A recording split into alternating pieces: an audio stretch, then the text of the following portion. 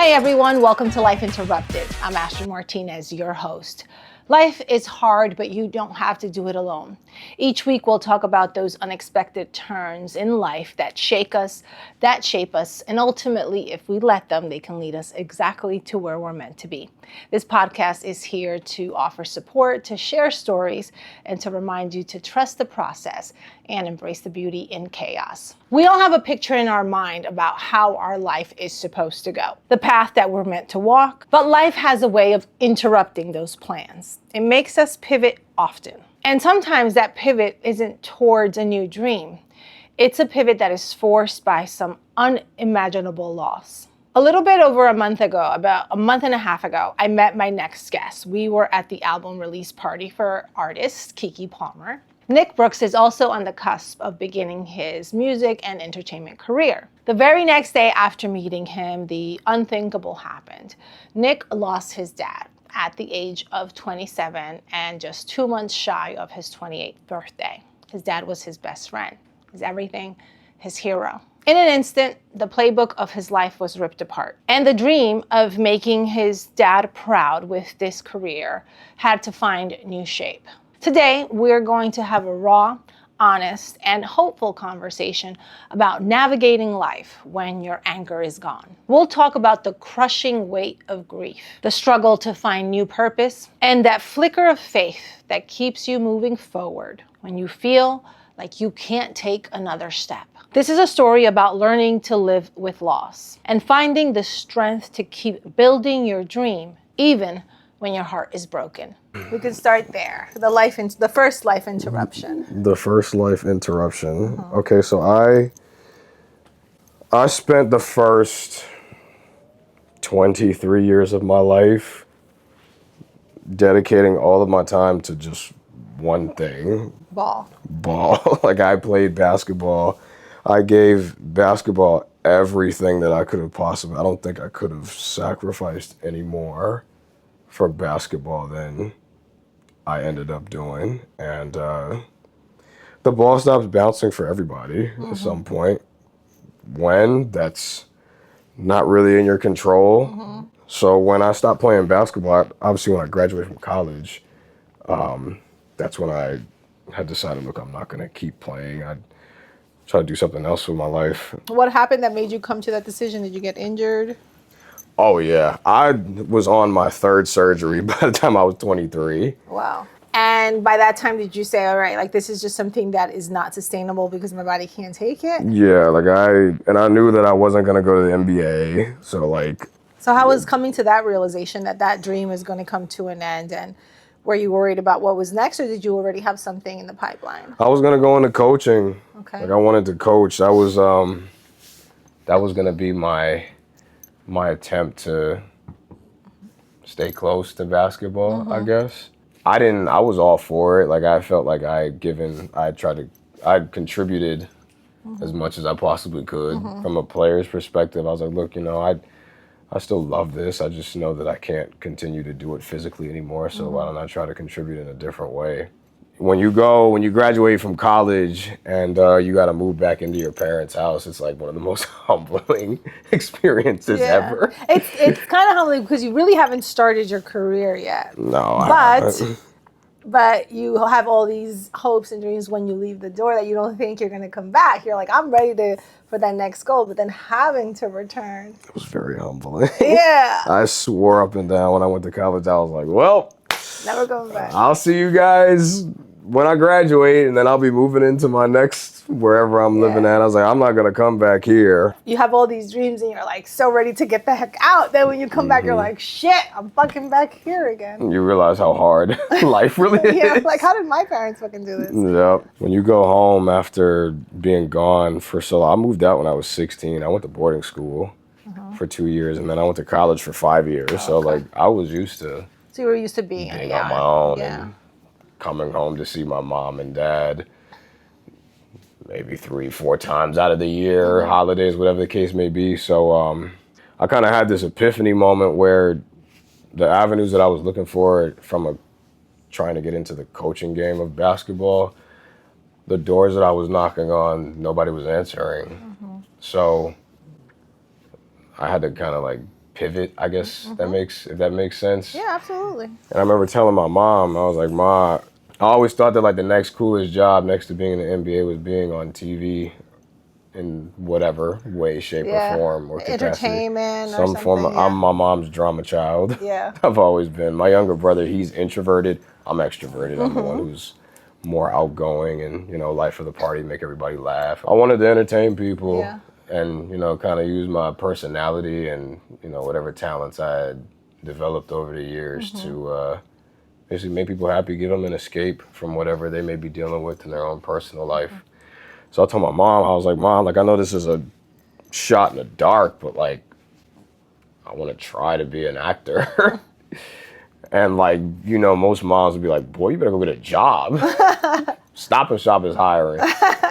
My mom never did that to me. Wow. Like, she never did that to me. She always supported. She said, all right, like, I believe in you. Like, I think that you got talent to do it. She paid for my first set of acting classes.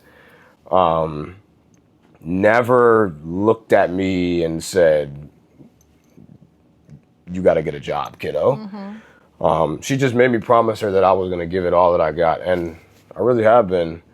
So I started. This is since what year now? This is probably very late 21. Okay. Graduated in recently. May. Yeah. Okay. It feels like I'm damn near 10 years in at this point, but it's a grind. It is a grind, and so your parents always very supportive, no matter in basketball and in this new chapter. Anything I wanted to do, they were always, all right, kiddo. You know, we'll try to make it happen. Okay. You know, whatever means that we have.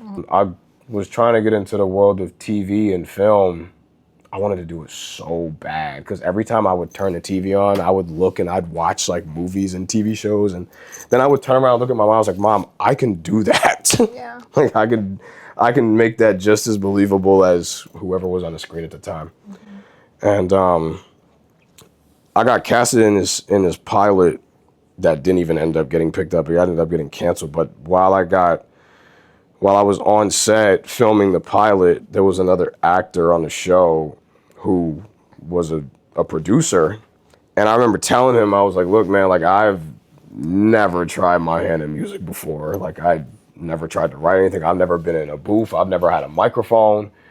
But I've known that like most of my life I've had a pretty decent singing voice. I'm not Chris Brown with it, but like if I start singing, like nobody will tell me like, shut up, you sound like a cat getting neutered.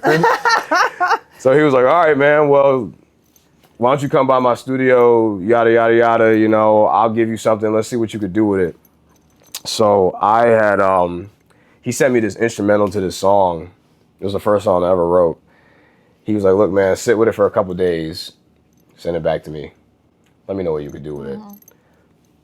I sat with it for a couple of days, and when I sent it back to him, he was like, you sure you ain't right before?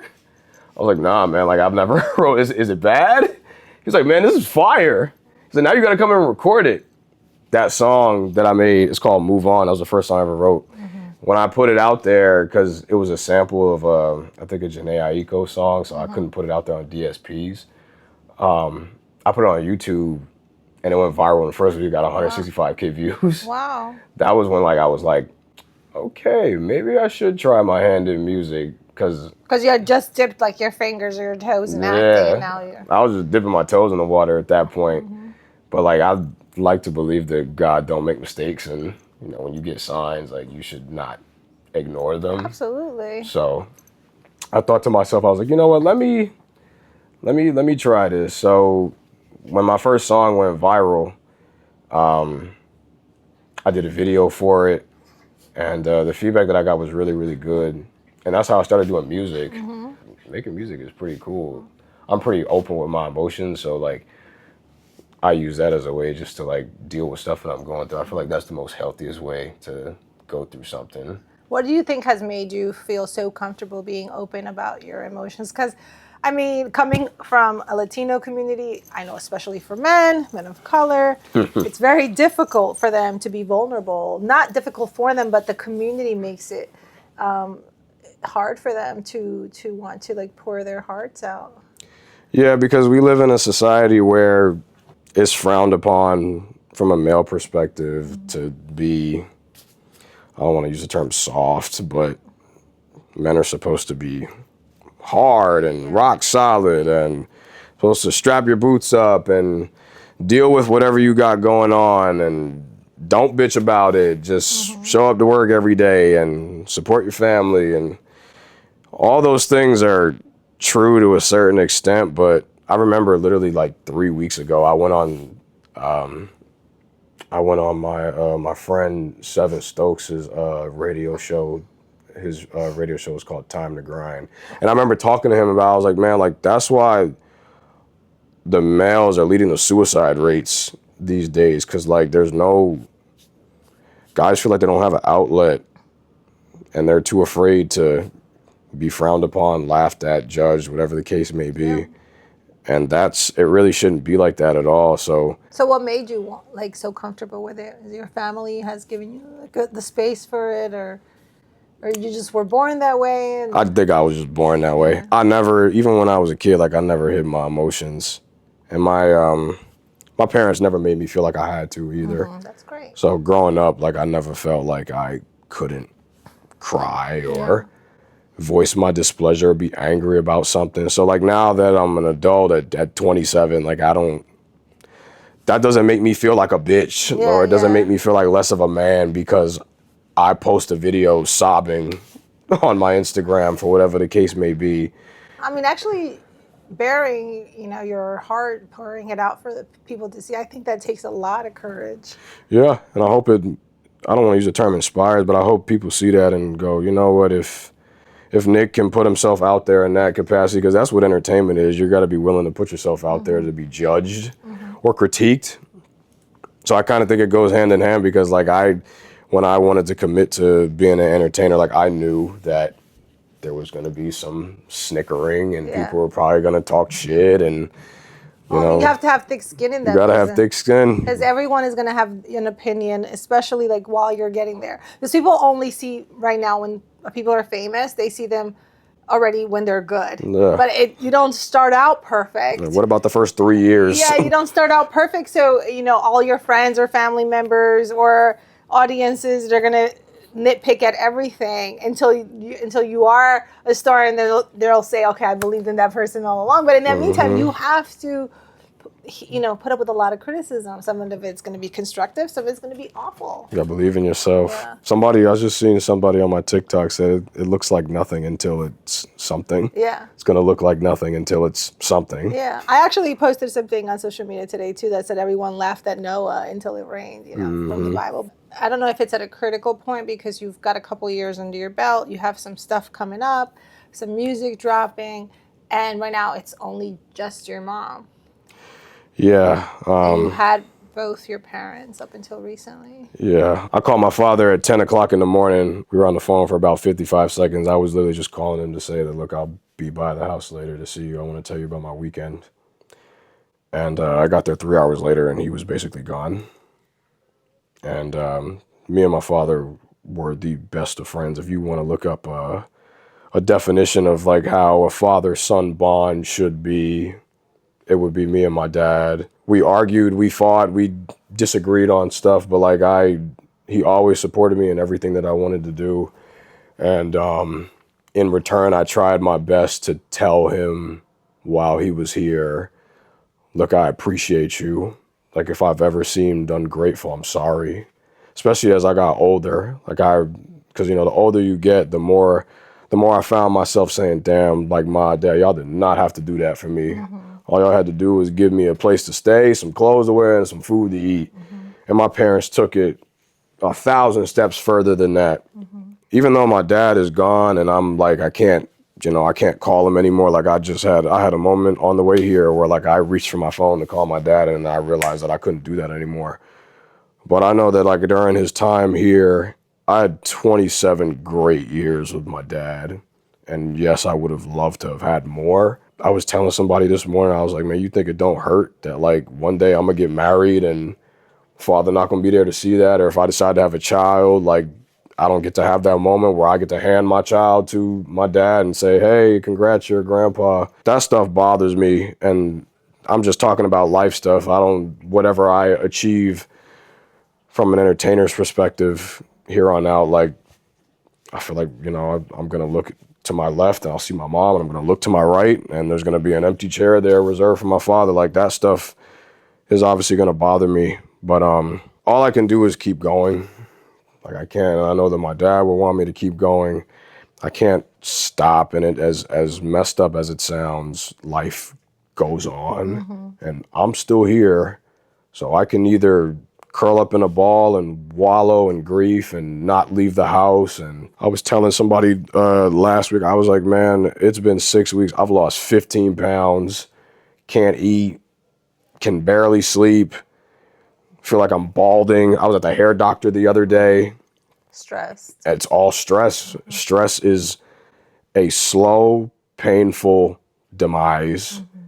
So, and that's exactly what my buddy had said to me. I was like, man, what do you want me to do? Like, what do you want me to do? Like, you knew how close me and my dad were. It's not like he had cancer for a year and like I had all this time to get ready to say bye. Yeah. This happened like on the drop of a dime. Yeah. And my father was in the hospital for 10 days. For the first 5 or 6 days, like, I was holding on to this. All right, like, I believe in miracles. By day 6, that's when it hit me. I was like, he's not going to make it through this. I got to start getting ready for a future without my dad in it. Me and my family are really close, and it's always been just the 4 of us. Me, my mom, my brother, my father. As sad as it is, like, everybody tells me, look, time heals all. Like, you just need time. I was like, man, time isn't going to replace. I talk to my parents every day. Yeah, no, I don't think sometimes time heals. I think sometimes you learn to live with it. With the grief. Yep, it's like a scar. They say when you lose a parent, it's almost as if a piece of them dies with you. And I said, yep. Like, I don't think that I could detail how I'm different than the day that I met you on July 20th, but I know that I'm not the same Nick. And it's messed up because there's nothing that I could have did about it. In the podcast Life Interrupted, most of the time we talk to people, you know, when they overcome things on the other side of any interruption, whether it's good or bad, they're building something and then they've created like some type of work or, you know, some type of business, or they've gotten over the breakup. You're in the throes of it right now. Yeah. This literally is something so fresh. How does grief show up for you, like, you know, on the daily, and what are some of the tools that you use to cope or to bear it? The only thing that I could honestly say has gotten me through the last 6 weeks of the worst summer of my entire life is talking to God. And like, I know that not everybody's faithful. Like, you know, some people believe in God, everybody has their own religious beliefs. But like, if I had to give somebody some advice, because everybody's got to go through this at some point. So if I had to give somebody some advice on how to navigate this, the first thing I'd say is, look, I'm still navigating it. This is trial and error. I feel like I'm just walking around in the dark, just feeling around, trying not to trip and fall. I've had my dad in my life since the day I was born. I've never had to look for him. Every time, like when I graduated high school or graduated college, my first basketball game, my last basketball game, like, my father was always there. Never had to look around and wonder, oh, where's my dad at? The same thing with my mom. And I was telling somebody the other day, I was like, man, like, I don't know what to do other than just try to keep moving forward. Outside of that, outside of talking to God every day, I would hate to say that my relationship with the Lord has gotten stronger since my dad died, because I don't see myself as somebody who just runs to God when they're going through unfortunate circumstances. Like, I talk to God when things are good. I talk to God when things are bad. I talk to God when things really isn't anything going on. But that's really the only thing that I feel has given me some sort of relief, some sort of strength, because if I had to give somebody advice going through this, there's nothing that anybody could say or do to change your reality.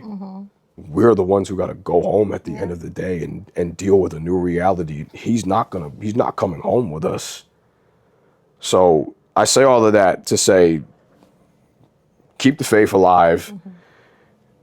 Don't try to suppress your feelings. If I feel like I need to scream, yell, and cry, I'm doing it. I don't care.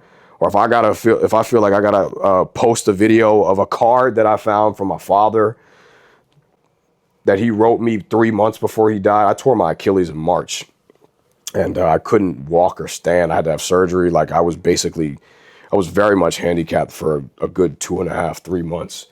And my mom always tells me that there's a silver lining in every misfortune. And I didn't really realize this until maybe about 2 weeks ago. It's like, look, like you doing that, like forced you to spend more time with your father Maybe in his God final slowed you months. down. He slowed you down to, I don't want to use the term prepare me to say my final goodbyes to him, but like I spent more time Maybe with to my be more dad. present. It did, yeah. And I spent more time with my dad during that time period. I wouldn't say more than ever before, but like more time, enough time for me to be able to say like, wow. Because when we were in the hospital, a couple of days before he died, my mom grabbed me. She said, look, I want you to pay attention to the last 3 months of your life with your dad. I tore my Achilles. Him and I actually got in an argument. We weren't speaking. And my mom called me one day and said, look, like, it was getting bad. Like, we didn't talk for like a good, like 2.5 weeks, 3 weeks. And I just told you, I talked to my parents every day. She had called me and she said, look, because my mom always ends up in between the two of us when we end up arguing and not speaking. She said, look, you have no idea of knowing how much time you have left with somebody. You know that, right? And the minute she said that, I hung up the phone. I called my father. I said, let's talk. Him and I made up. A week later, we went to Hawaii for Mother's Day. It was the best family vacation we've ever had. We came back, I think a month after that was Father's Day. My dad had a great time. And me and my brother, we both wrote him these cards. I don't know what my brother's card said, but my card specifically wrote, I know we argue and butt heads about shit from time to time, but I want you to know that I am fully cognizant of the privilege that I have being able to wake up and call you every day. I love you, your firstborn child, Nicholas. I had no idea that 5 weeks later that was going to be taken away from me. And then when I was in the hospital with my dad, days before he died, my mom and my brother, because I handed my dad that card on Father's Day and I said, don't open this until I leave. I don't like when people open cards, especially if I write something personal. I will hand it to you. I'll be like, don't open this until I leave. Wait till I leave. So You're good with your feelings. You just don't want to hear your feelings back to you. Yeah, just read this after I'm gone, please. Humor me. Apparently my dad he read that card and he burst into tears like of happiness. And I didn't know. I called him the next day. He ain't tell me nothing. My mom didn't tell me. My brother didn't tell me. They didn't tell me until we were in the hospital a couple of days before he died. And I was like, why didn't y'all tell me anything? They said, we're sorry, but after you left, he read your card and he burst into tears. I said, well, as fucked up as this is, at least my father's going to die knowing that I loved him and I cared about him. So if I could give anybody some advice, just tell those who you love that you appreciate them and you love them while they're here. Don't wait until it's too late. I think it's just a timely and like heavenly sent that your mother, during that fight with your father that you weren't speaking, that your mother intervened and said, hey, and then it hit you. You know, it wasn't like something that you dismissed. I definitely didn't dismiss it. I said that at my father's funeral when I was giving his eulogy. I looked at my mom and I said, Mom, I'm so happy that I listened to you that day and I didn't continue to let my pride get in the way. Because if this would have happened and me and my father weren't speaking, I don't even want to imagine. I know how bad it's been over the last month and a half. It would be 100 times worse if it would have happened and him and I weren't on speaking terms. You said that your friends have also checked in on you. They've been worried about you. How important has it been to have, you know, even though you might not be thinking dark thoughts, but how important is it to have a circle of people around you that care and they can catch you when you fall? It's definitely important. It's been when you go through very, very traumatic things like this, you really like know like who's there for you and who's not. Like, I can't even begin to tell you how many people have reached out to me. People who I did not think were going to show up to my father's funeral, who I saw. People I haven't seen in years. I had no idea that they would be there. And it obviously, like, me, my mom, my brother, we feel the support, and it's good to have it. It really has confirmed to us that we have a village of people who really do care about us. Sometimes people too are uncomfortable with death and they don't know what to say to people. Yeah. So, because I know I've had family members that have passed away, so I try to have some grace because I found out later that just they're like, I don't know what to say. I know you're in the middle, not even in the middle, you're just at the beginning of this, but very, very beginning. But what are some things that you feel people should say or not say when you're going through something so traumatic? Sometimes you don't need to say anything at all. Sometimes you just need to, like, let the person know that I'm here. Feel free to do whatever you need to do. I'm here. I'm not even going to try to talk to you. What is it that you need the most right now? Wow, that's so loaded. I mean, I guess I think I've done like a good job of having my time to myself, and then feeling like, all right, like I need to be around people. Because if you just have one or the other, it's not going to end well for the real friends. Will be like, look, like, I will check on you. I'm not going to pester you. And if you feel that you need me, call me, I will be there. I've had numerous people do that for me since this has happened. It really has opened my eyes to, and losing somebody who's that close to me, somebody who, like, I've known my entire life, somebody that I don't know a life without, it really has changed my outlook on death. Because I guess I went through everybody goes through a stage in life where, like, you can't do funerals. A lot of people can't do funerals. You can't handle looking at a corpse in a casket. There's just a certain stigma that comes with it that some people really just can't handle. After seeing my father in a casket, because everybody told me in the days leading up to my father's death, I said, look, man, like, I know that this hurts, but it really doesn't hit you until you see your loved one in that box. And boy, they were right. When I walked into my family's church and I saw my dad, that was when it like something just came over me. I was like, wow.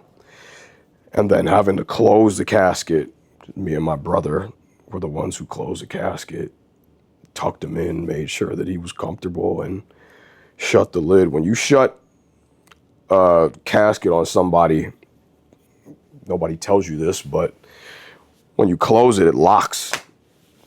Like, you literally hear like a locking mechanism when you shut it. That was when it hit me. I was like, wow, like, I really will never see you again. And if anybody watches this and ends up going through it, if I could give you some type of grace, some type of advice on how to navigate it, it sucks. It's terrible. Yeah. But we're all going to have to go through it at some point, and just try not to suppress your emotions, because it only makes it worse at the end of the day.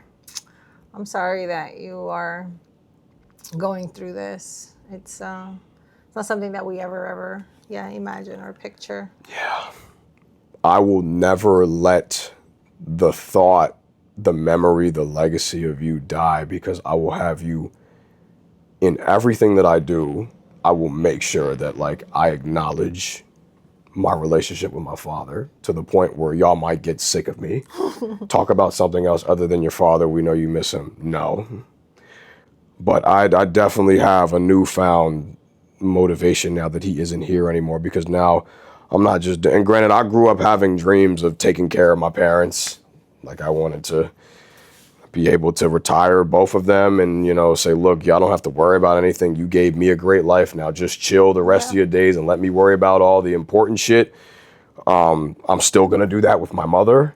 Sorry, bless had to you. sneeze. Apologize. Bless you. Thank you. But now that my dad isn't here with me, and that was one of the last things that I said to him. I said, man, I promise you that I will be the biggest star that you could possibly imagine, so that you will be able to look down with a smile on your face and say, that's my boy.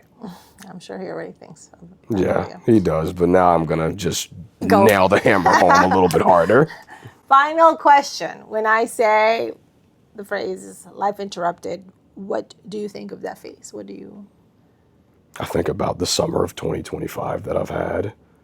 Life isn't fair. But you have two options. You can either quit, or you can spend... That was one thing that my father was always a glass half full type of individual rather than glass half empty. And I'll admit, like, I struggle with that. Like, that's a gift. Like, I don't think that I possess it. I'm trying to see life as glass half full rather than glass half empty like my dad did. It's a challenge, but life can really change on the drop of a dime. With the day I met you, I did not think that I would be reconnecting with you a month and a half later, talking about the death of my father. If you would have told me that, I would have looked at you like you were insane. Yeah, and we met at a party. Yeah, I would have never guessed that the next time I would see you, I'd be talking about grieving my best friend. Somebody will watch this and go, wow, like, I was thinking about suppressing it, but seeing somebody take the courage to put themselves out there and talk about something as traumatic as what I've been through this summer, then I could voice my emotions and not feel like less of a human being for it. You are absolutely way more and much more. Thank you, Nick. I appreciate it. you. Thank you Good for luck having on this me. Journey. Oh, thank you. Don't worry, I'll be back. I'll be back for part 2. Next time I'll have to interview you for some, your album going, 3 times platinum. No, from your lips to God's ears, I hope so. All right. Thank you so much for listening to Life Interrupted. I'm your host, Astrid Martinez. If this episode resonated with you, please hit that like button, share it, and also please subscribe. It really helps with the algorithm to make sure that it pops up on other people's feeds. Also, if you have any comments, make sure that you chat with us. I'd love to say hey or answer any questions that you have. In the meantime, trust the process and embrace the beauty in chaos.